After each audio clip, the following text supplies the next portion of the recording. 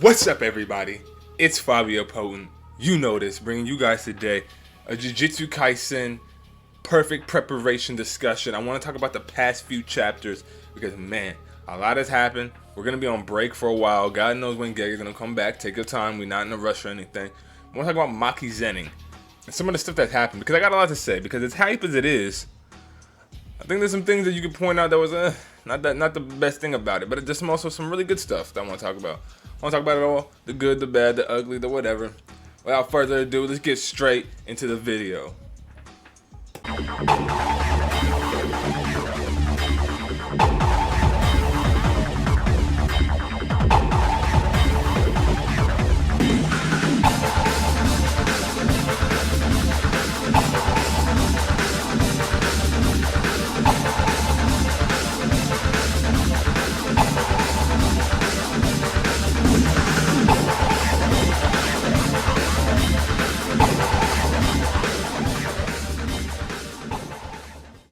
So I got the chapter right here, and you can go ahead and pull it up yourself. I'm reading off of Viz, chapter 148, if you want to read along and maybe look at what I'm talking about. So I'm going to go through the past 4 chapters, talk about them with you guys, and we're going to discuss chapter by chapter some things that I like. If I didn't talk about it, I either forgot or I just didn't care. So if there's something that I didn't talk about, you want to talk about it, bring it up. Let's talk about it, though. That being said, let's get straight into this shit. Oh, probably click on it. There we go. All right. So, at the beginning of chapter 148, we get introduced. Well, we get reintroduced. Not really reintroduced, but we get an interaction between Maki and Naoya. Now, Naoya's a bum. If you've been around my channel for a while, you know how I feel about him. I think he's a bum-ass nigga. I think he's a loser. And that he's not important. And everything I thought about him got confirmed. Everything I thought about this man, he was a fraud. He was a fraud. Just an absolute fraud. A fraudulent being. We get a little bit of history between him and Maki. Apparently, well, we know that Maki and Mai as well have been through a lot living in the Zenin home.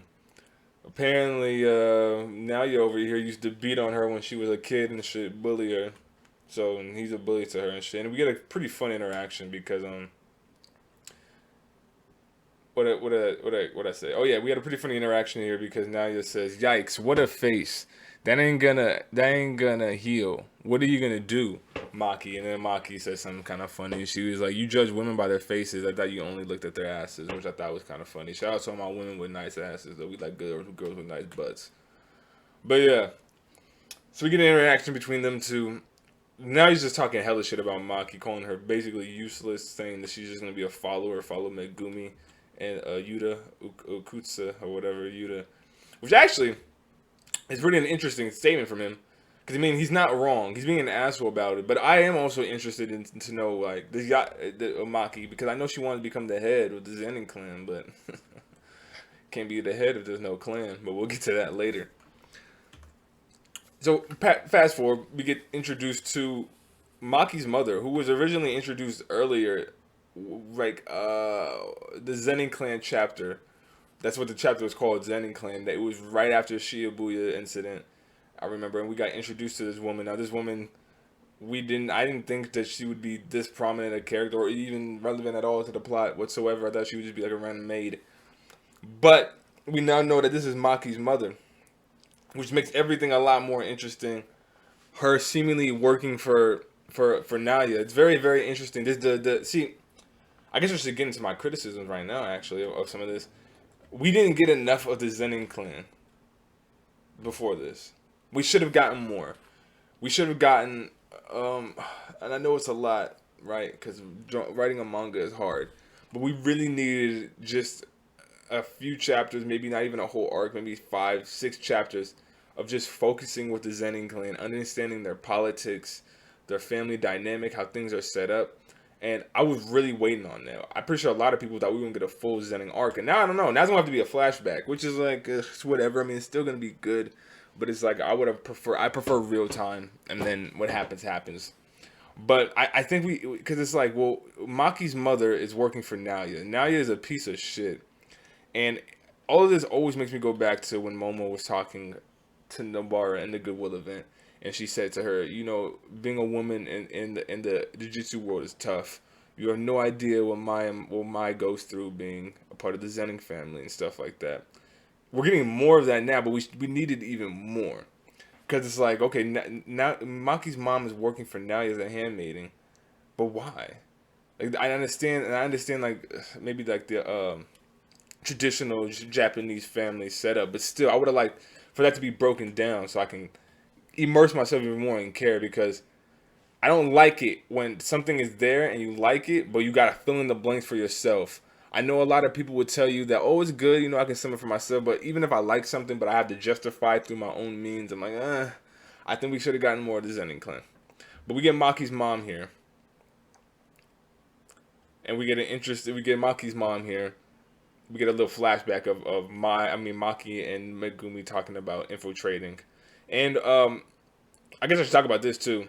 During this part where after Maki's mom pops up, and Maki is a flashback between Maki and Megumi talking about going into the warehouse to get the weapons and shit. Maki says something that I liked at first, but now in hindsight, I'm like, she's like, I'm still not good enough. I can't create a place where Mai would feel like she belongs. Now, I love this. I really do, because I love the Maki Mai sisterly dynamic. Even though I'm gonna critique it for how it ended, but we needed more of this sooner. I said this in another video. I said it would have been a really cool idea if Maki and Mai were teamed up in Shibuya. They really needed that highlight. We really needed to just see just a little bit more of this relationship between the two of them, because it's honestly like somewhat non-existent. I probably won't get killed for that, but it's somewhat non-existent. Their relationship, their sisterly bond, it's forced. It's forced. This could be the beam. I can say you could argue it, but now that I've been thinking about it, I've been sitting it for a couple of days. It's a forced relationship, because we get maybe one major moment between Maki and Mai, and it was almost 2 years ago. No, three. I mean, I've been reading this series for a long time. It was all the way back in 2018, 2019, when the Goodwill event was going on weekly, and we got that Maki Mai chapter. That was the only time I would say we got major shit between the two of them. Major shit. Where you're like, okay, this is going somewhere. I want to see, how can they reconcile this? Because I thought Maki was being kind of an asshole. Yes, I understand her goal to her own strength, but you still leaving your sister behind. And I understand Mai is being an asshole too, because it's like, you just crying about shit. But you're not trying to be accountable and handle yourself. But I wanted to see them work through that, because being the siblings is tough. I got a sibling. Being a sibling is tough. Working through that, understanding each other is tough. I don't think I don't think this works here. I can get it, and I'll save the rest of my thoughts for later. But I liked this upon my first read through when I read this a couple weeks ago. I can't create a place where Mai would feel like she belongs. But like, what made you think that, Maki? What changed? When did this happen? Because after the Goodwill event, you and Mai barely had any interactions, and in Shibuya, you don't have Mai is there, but you don't see each other. I don't know. It's very strange. But yeah, we can get more on that. But then we get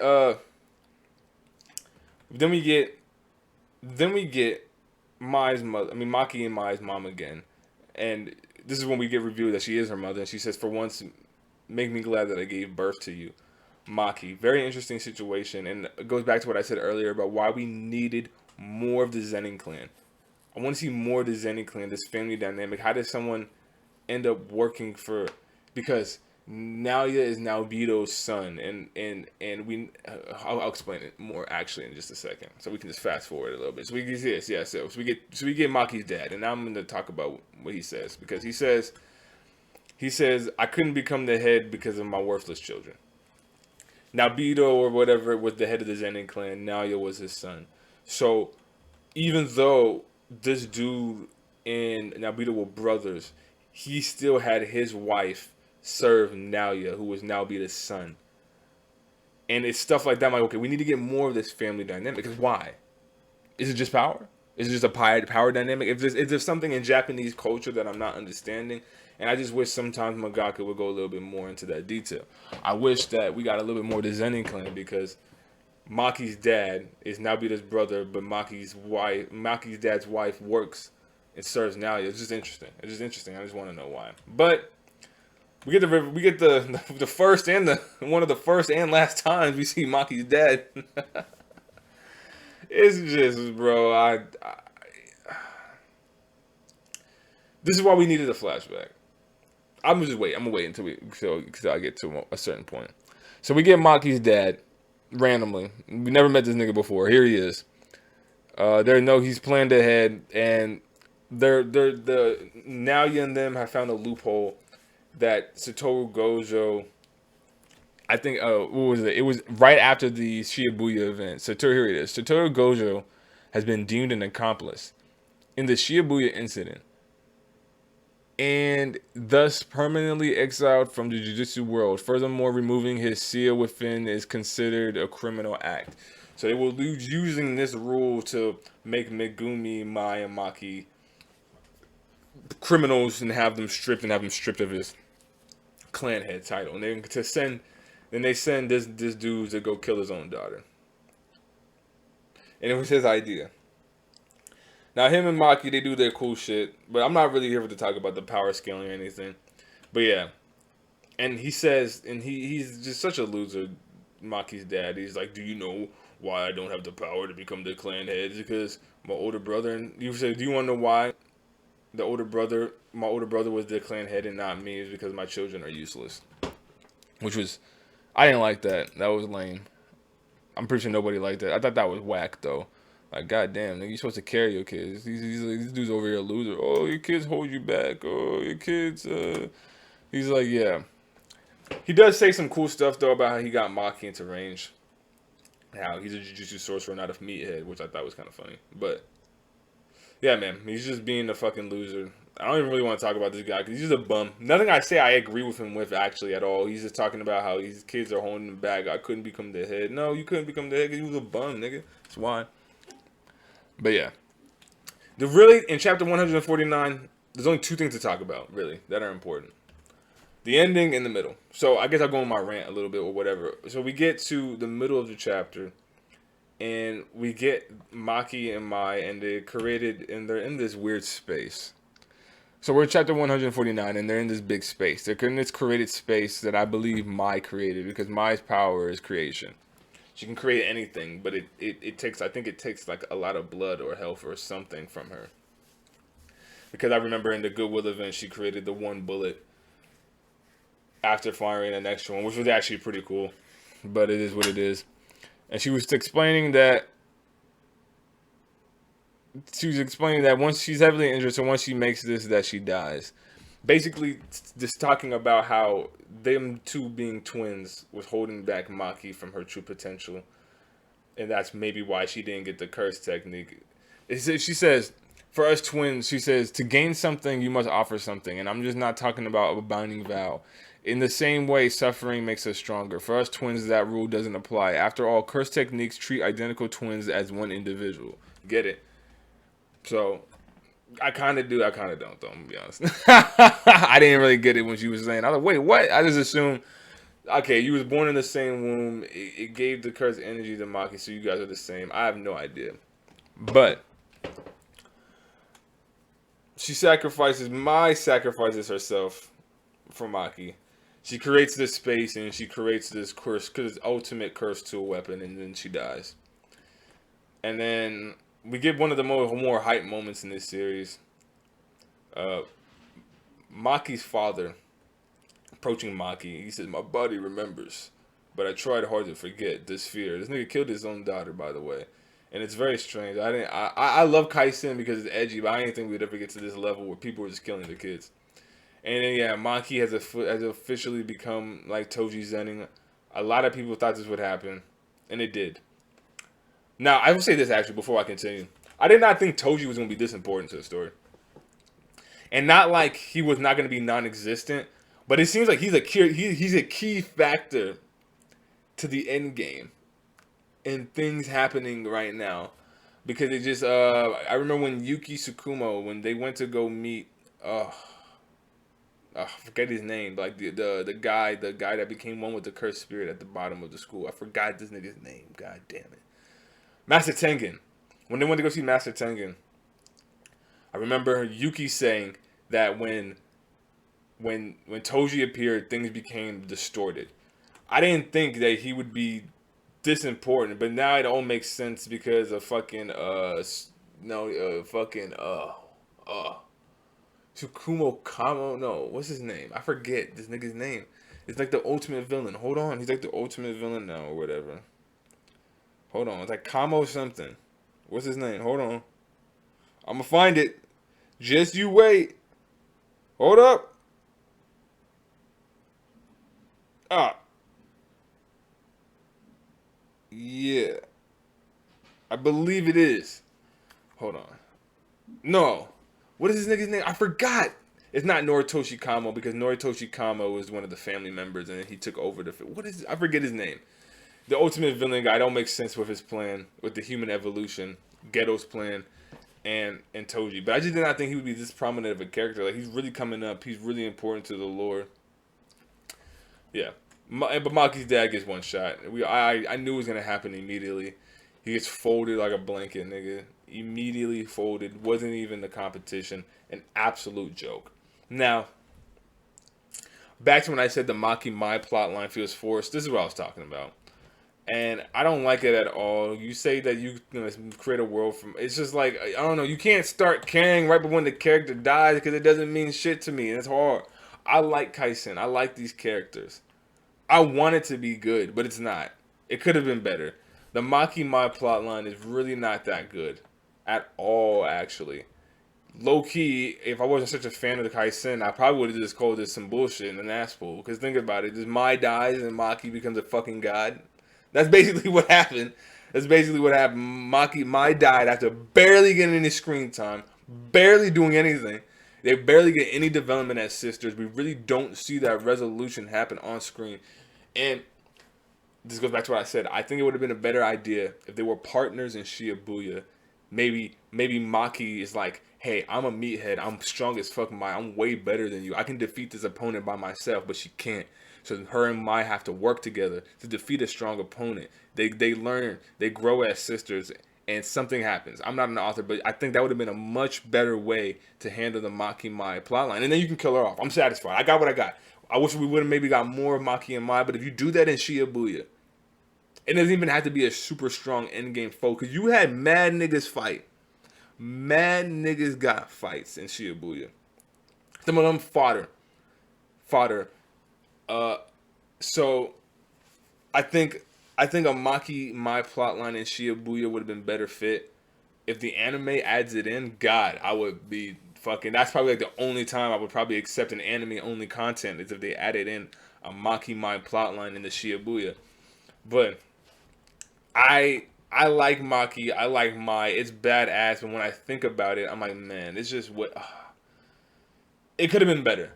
I just think about it. It could have been so much better. It's okay. It has initial impact on a first reaction is shock, but shock is cheap. It is shocking to see Mai die, to see Mai cut her father's head off with a one-shot ability. It is shocking. But when you sit down and the shock is gone and you reread it, you're like, wow, this is not that good.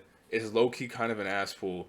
And I wish we got more of the Maki Mai relationship because this love between them is just kind of forced. I'm not saying they didn't love each other, but like the resolution, the working through it, it just seems forced. It's a missed opportunity. All right, so we're gonna talk about chapter 150 next. We got 2 more chapters to go. Chapter 150. Now my problem with this chapter already, and as you can see, I'm probably the most what's the word? What's the word? Morbid, not morbid. I guess downer on Kaisen, probably out there. I've seen a lot of people just love this shit. But shout out to Char Turner. He comments underneath my videos sometimes. Shout out to you, bro.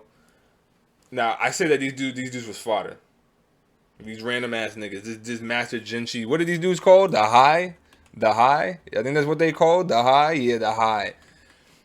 And when I said that, I was off of like 2 cups of espresso. I was mad geeked off of the caffeine. I was bussing. But seriously, I said that because it's like, who are these dudes, man?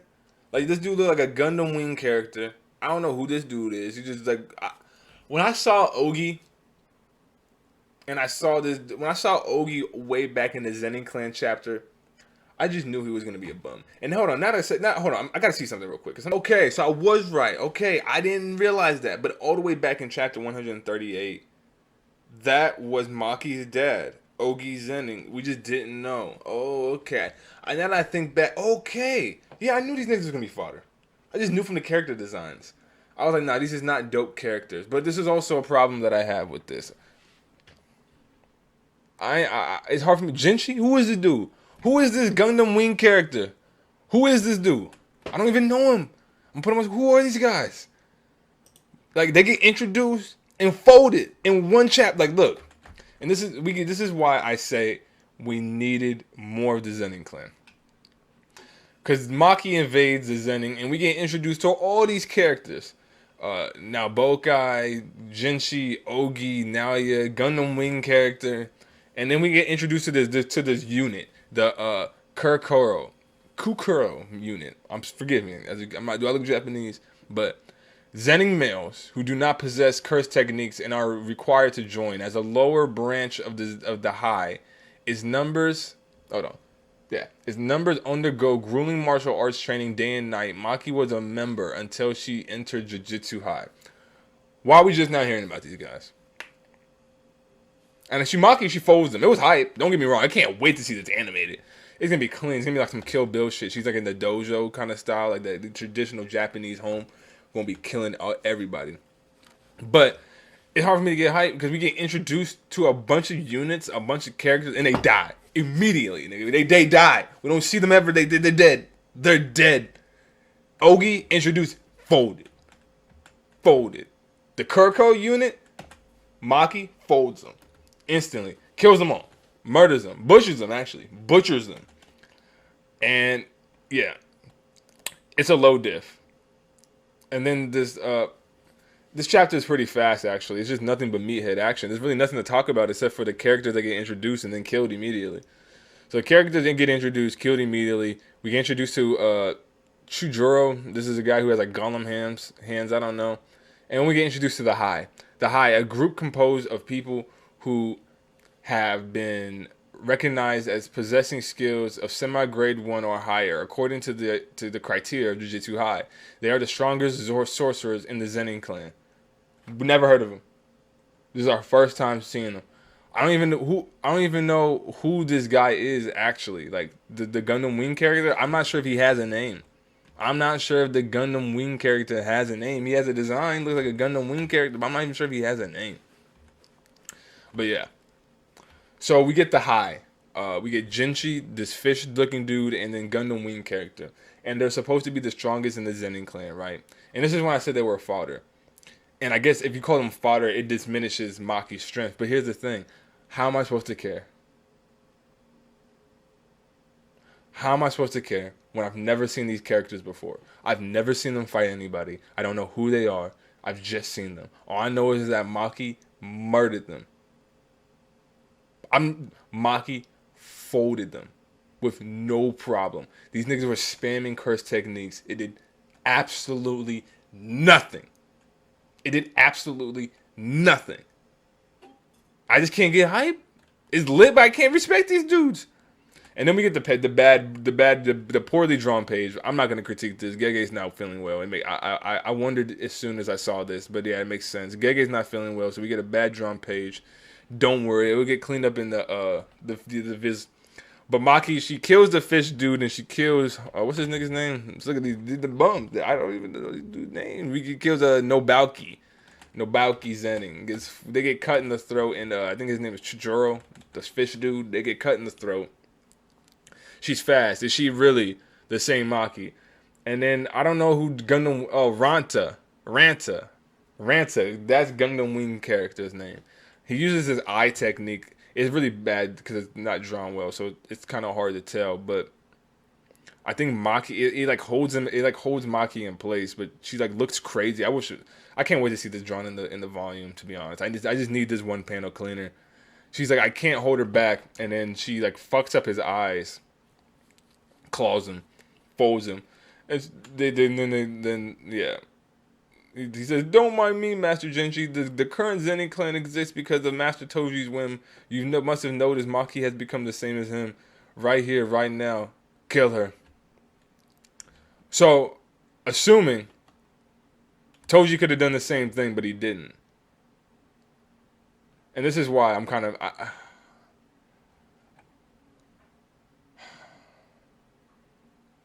I hope Gege just didn't hold this just because she didn't. I mean, just because they didn't want to show off Toji. Because I don't think that. I don't think holding secrets for as long as possible is always a good thing. I don't think that. I don't believe in that. I don't believe that you should always just string along the audience. I really this could have really used a Zenin arc beforehand. If this happens post Zenin arc, woo! Knowing who all these characters are, knowing all the lore, knowing what maybe what Toji went through, knowing all of that, and then seeing Maki actually do what he didn't do, no, that's way better.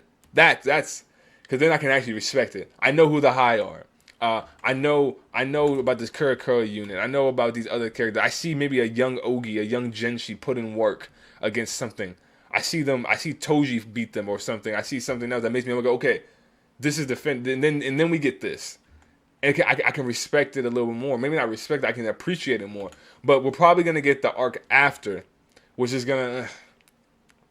I think it's still going to be good, but I think this could have been better if it was after a Zenin family flashback of the arc. But Ogi goes for a God Hand attack, and this is my favorite part of the chapter, actually. My favorite part of the chapter is when Ranta, I'm not even calling it, Gundam Wing character dude, when he says, "You did it, Master Genshi," and he just dies. He just dies immediately. And then Maki got Genshi's head. She throws it in the water. Super edgy, but kind of cool. Super edgy, but kind of cool. Do you have a human heart? Naoya asked her. No, it was taken from me, which is unfortunate because I'm going to talk about that at the end. The past few chapters have been really dark, and honestly, Kaisen has been dark for a long time. We need a baseball chapter, bad, because it's been dark for a long time, and it's going to get starting to weigh on me. It's actually starting to get depressing. But let's go ahead and talk about chapter 150.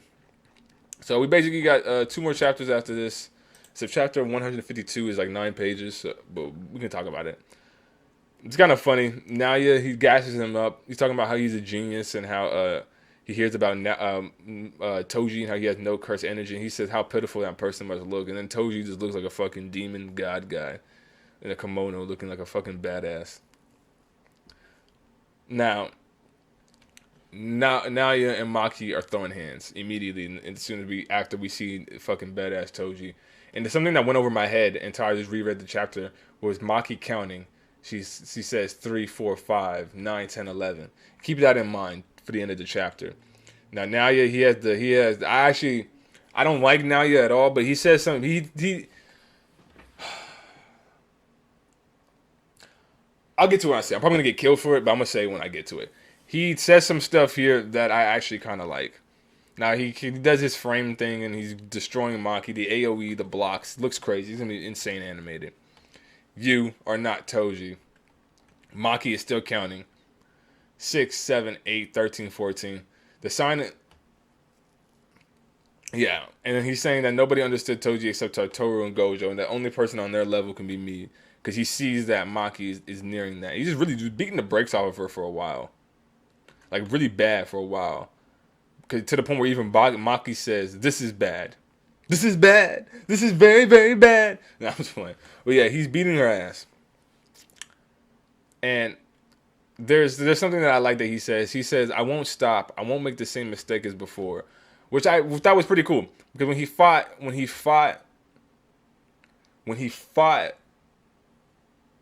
fucking Chozo, he got overwhelmed. He was overwhelmed. He was overwhelmed and he was arrogant and he was cocky. But he learned from it. I like when villains learn. That's why I really, really liked Mahito when he was in the story. I really, really loved Mahito, especially towards the end of Shibuya, because he was spitting.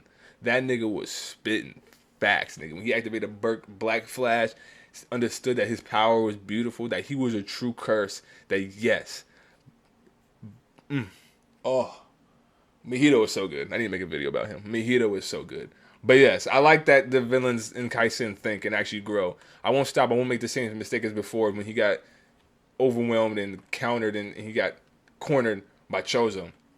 Strength is weight and speed. I won't stop. He won't stop. He's not going to stop. He's going to keep abusing the speed. I punched through her heart at top speed. I like that. I actually like that. I don't think...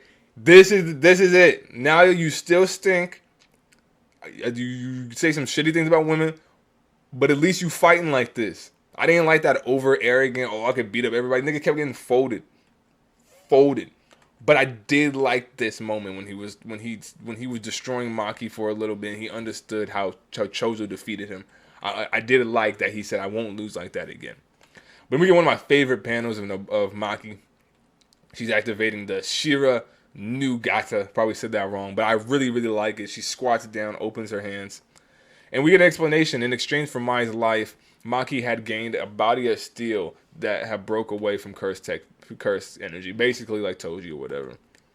And Maki says something really cool. "Let me embrace you." Looking like an absolute psychopath. I can't believe this is the same character.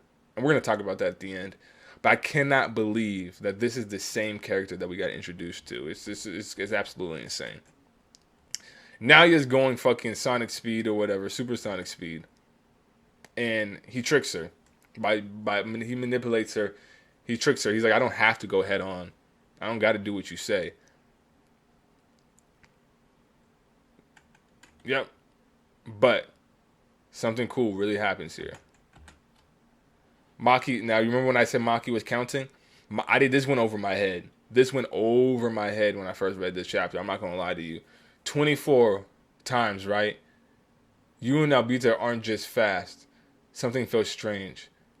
You make 24 moves. You make 24 movements per second. With this body, I can finally see that.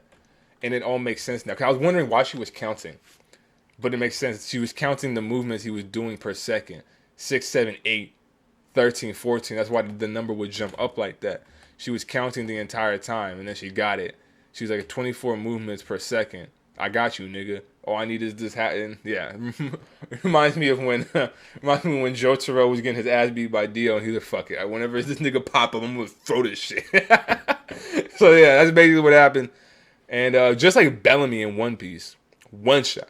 Once she got the hit in, one shot. Just like Bellamy, fist imprint into the face.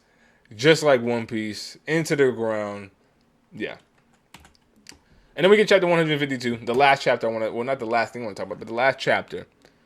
Now, this was confusing to me. I'm not sure, I haven't watched anybody else, what they had to say about this. But we get Maki and her mom talking at the beginning of the chapter. She says, "Mother," no, and her mom's like, "No, please stay back. Mother, please, listen to me. Why are you here?" And then Maki, "Back then, why did you tell me to come back?" And then, "What are you talking about?" I hate this. It's so fucking vague. I hate this so much. But Gege's sick. I understand Gege's sick, but I ain't gotta like it. "What are you talking about?" "No, don't." And then we get a slash of blood. Now, when I first read this chapter, my initial reaction was Maki's gone insane. She killed her mom. She's gone absolutely insane. She's off the deep end. The power's too much. She just killed her own mother. But I've been thinking about it. I'm like, nah, there's no way. I just don't believe it. The character, I don't think it. That would be throwing away everything Maki is and stands for. I refuse. I don't believe it. And something that I read after this made me change my mind. I don't believe it. But we get a slash of blood. And then we see Nalia. He's actually recovered. He actually recovered. He says, "That damn girl couldn't finish me off." Maki's mom now has a slit throat. Shout out to, what's this dude's name? Hold on. My bad. Yeah, shout out to Char Turner. He said something I kind of agree with him. He said that there's no way Maki killed her mom. Probably suicide. And I agree. Probably like a shame thing because she killed the entire family. But I don't know, man. I don't know. She has like a slit around her throat and she's walking with a knife. And then she stabs Nalia in the back. Which is actually kind of funny because Nalia, if you guys remember back when he was introduced, he said any woman who can't walk 3 steps behind a man should be stabbed in the back and die. So supposedly he got stabbed in the back and died. But I don't believe Maki killed her mother because Maki's mom said, "Oh, I'm so glad I gave birth to you." And I don't know, I'm not sure if that's because maybe she freed the clan and killed everybody, but I don't know. This chapter was really a result of Gege's health. It's so vague. I wonder if it would get extended or redone in the volume because it could really use one. We'll have to see when Gege comes back where we're going from here. because this chapter was 9 pages. Maki's mom is dead. Maki killed everybody, apparently. Now he's dead, which he does deserve. But man, I'm gonna just say it. I'm gonna get killed. I know I don't like him. I know he's a bum, but I don't think he should die yet. We still need more. He needs to be more. I'm sorry. He's a really good. I think he's a good antagonist.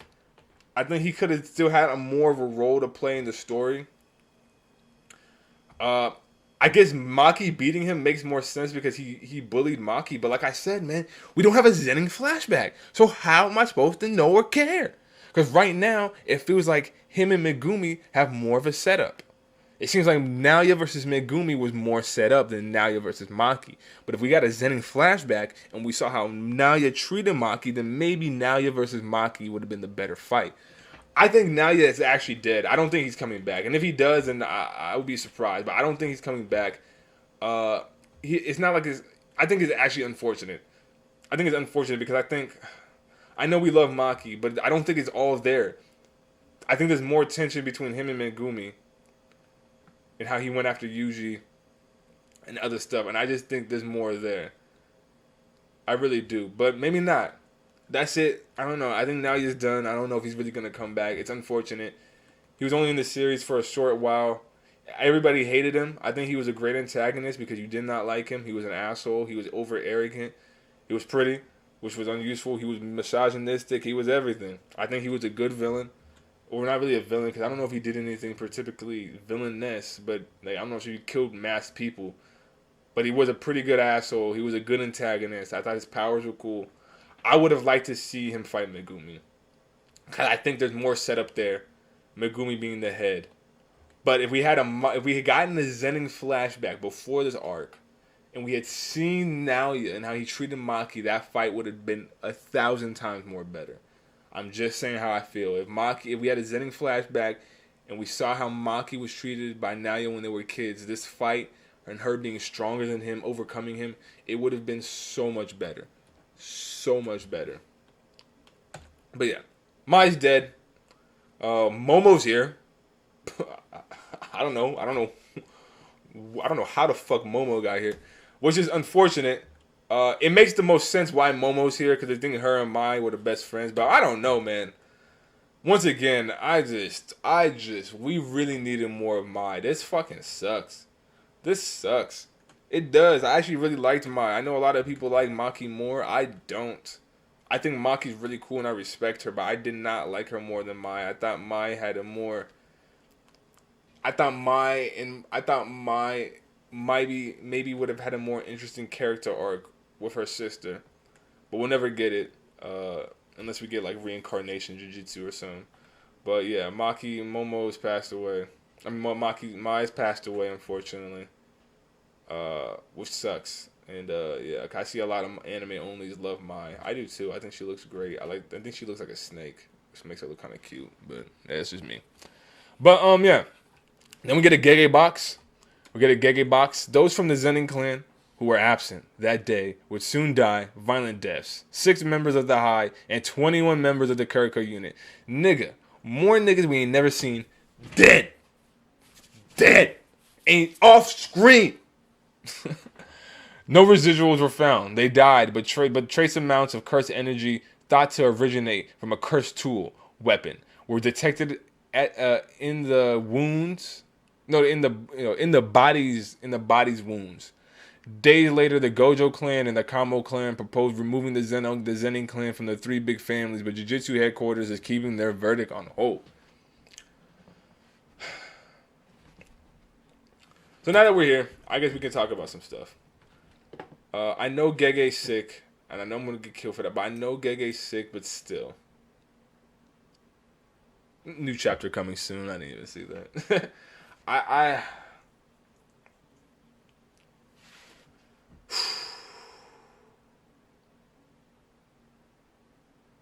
This was really rushed. Post Shibuya was really rushed. Well, not post Shibuya, but this was. The perfect preparation was really rushed. I thought post Shibuya was actually kind of good. I just think we needed a moment to... I said it in my other chapter reviews. I said I think we needed to slow down after post Shibuya.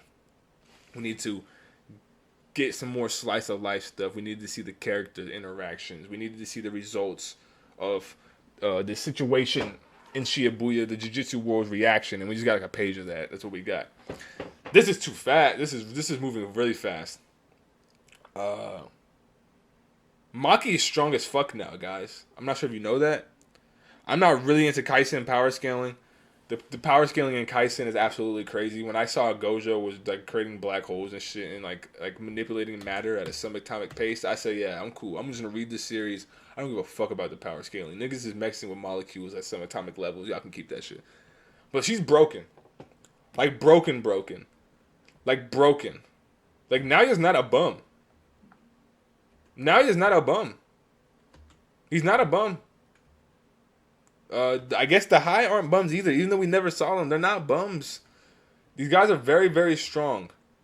And Maki low diffed them with ease. Like if it was 1v1, they would have all died. The only reason like she got as damaged as we did because they jumped her. But I just think that this was. If we had gotten the Zenin arc first and then gone into this, I think it would have been a little bit better.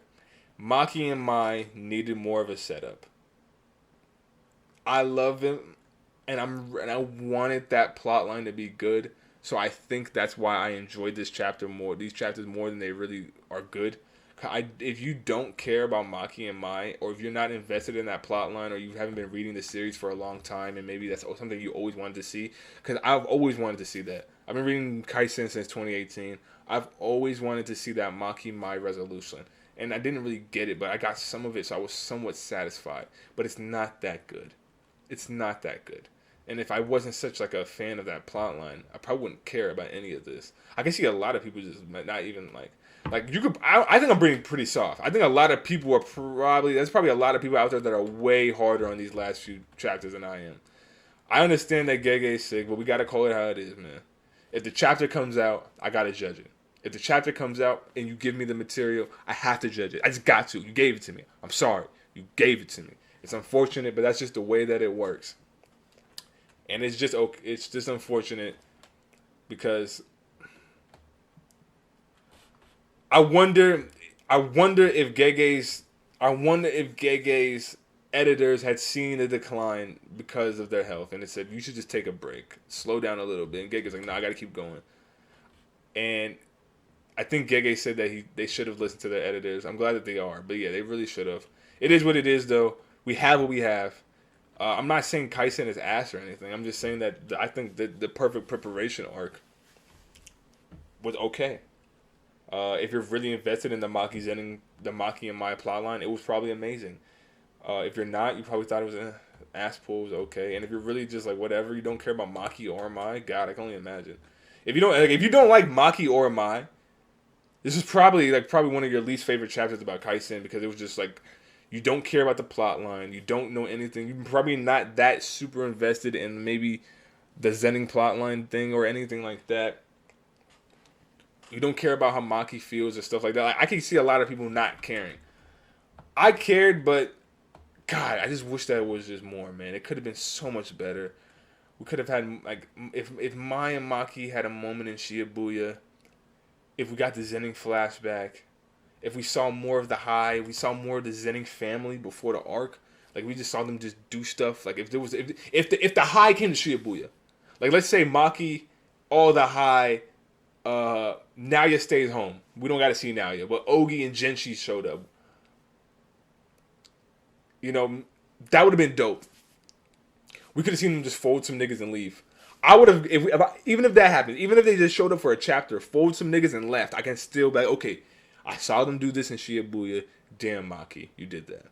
Now, I want to talk about something else, though. Before I go, the last thing. Let's talk about the new Maki, man, and how edgy she is. Man. I was reading chapter 100. I was reading chapter 13. No, not chapter 13. I think Maki gets introduced in 12. Hold on. I think it's chapter 12. No, I think it's chapter 11. Chapter 11? I think it is chapter 12. Hold on, my bad, guys. Nah, I think it's chapter 9, actually. I'm fucking goofy.